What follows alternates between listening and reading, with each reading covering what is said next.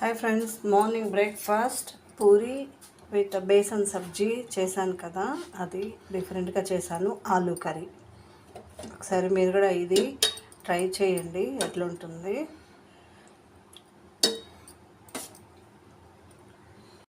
Curry ఎలా చేయాలో next వీడియోలో పెడతాను. ఇది చాలా బాగుంది, టేస్టీగా.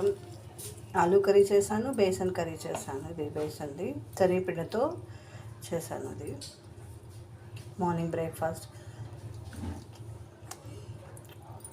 సూపర్ అండి.